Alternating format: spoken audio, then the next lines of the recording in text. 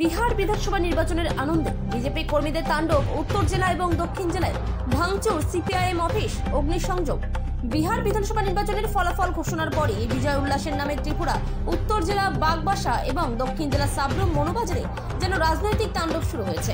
উত্তর ত্রিপুরা জেলা কলাছড়া এবং দক্ষিণ জেলা সাবরুম মনোবাজারে বিজেপি কর্মীদের বিরুদ্ধে সিপিআইএম অঞ্চল অফিসে বেপরোয়া হামলা, ভাঙচুর ও লুটপাটের গুরুতর অভিযোগ উঠেছে। উত্তর জেলা কলাছড়ায় বাগবাসা বিধানসভা কেন্দ্রের বিজেপি বিধায়কের নেতৃত্বে যখন বিজেপির বিজয় মিছিল বের হয়, ঠিক তখনই সিপিআইএম কর্মীদের অভিযোগ, মিছিল থেকে হঠাৎ হিংস্র বিজেপি দলের কর্মীরা সিপিআইএম দলের 55 নম্বর বাগবাসা বিধানসভা কেন্দ্রের অঞ্চল অফিসে ঝাঁপিয়ে পড়ে। মুহূর্তে ভেঙে ফেলে সিপিআইএম অফিসের দরজা জানালা, চুরমার করে দেয় অফিসের 10 থেকে 12টি চেয়ার।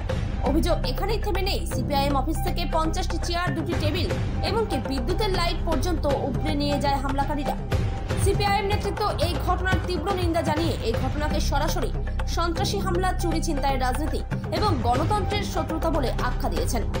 খবর পেয়ে দ্রুত ঘটনাস্থলে পৌঁছান সিপিআইএম দলের সম্পাদক মণ্ডলীর সদস্য অমিতাভ দত্ত এবং ধর্মনগর মহকুমা সম্পাদক রতন রায়। তারা ভাঙচুর হওয়া অফিস ঘুরে দেখে ক্ষতিগ্রস্ত সিপিআইএম কর্মীদের বক্তব্য শোনেন। ঘটনার মাত্র 1 ঘন্টার মধ্যেই কলাছড়া অঞ্চল কমিটির উদ্যোগে শুরু হয় প্রতিবাদের ঝড়। রাস্তায় নেমে আসে শতাধিক সিপিআইএম কর্মী সমর্থক। বিক্ষোভ মিছিলে নেতৃত্ব দেয় রতন রায়, অমিতাভ দত্ত এবং সিপিআইএম অঞ্চল সম্পাদক জয়নাল উদ্দিন। রাস্তা জুড়ে গর্জে ওঠে স্লোগান, বিজেপির সন্ত্রাসী রাজনীতি চলবে না। বিক্ষোভ মিছিল থেকে অমিতাভ দত্ত জানান, নির্বাচনে জয় পরাজয় আছে, কত বিজেপির জয় হয়েছে, তার জন্য তারা বিজয় মিছিল করবে। আমাদের বাগবাসা বিধানসভা কেন্দ্রে যখন তারা প্রথমেই ভোট গণনা চলছে, এই সময় আমাদের কামেশ্বর পার্টি অঞ্চল অফিসের সামনে তারা বোমা ফাটিয়েছেন, সেখানে ফ্ল্যাগ টানাটানি করেছেন। আমাদের বাগবাসা অঞ্চল অফিস, সেখানেও তারা বোমা বাজি ফুটিয়েছেন, আমাদের একটা ফ্ল্যাগ ছিঁড়ে ফেলে দিয়েছেন। তারা চেষ্টা করেছেন পার্টি অফিসটা ভাঙার জন্য।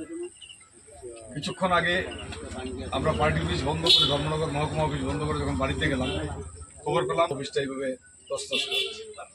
এই ভিন্ন কাজ করে বামপন্থী আন্দোলনকে ধ্বংস করা যায় না, আক্রমণ করে সন্ত্রাস করে বামপন্থী আন্দোলনকে ধ্বংস করা যায় না। আমি তাদের এই জঘন্য কাজের জন্য পার্টি মহকুমা কমিটির পক্ষ থেকে ঘৃণা জানাচ্ছি এবং তাদের ধিক্কার জানাচ্ছি। এই কাজের বিরুদ্ধে আমরা আমাদের মহকুমা কমিটির পক্ষ থেকে ধিক্কার জানাচ্ছি। আগামী দিনে এই পার্টি অফিসকে আমরা গড়ে তুলব আমাদের পার্টি কমরেডদের অর্থের মাধ্যমে, কিন্তু এইভাবে পার্টি অফিস ধ্বংস করে আমাদের আন্দোলনকে ধ্বংস করা যায় না। এই কথাগুলি বলে আমার সংক্ষিপ্ত এখন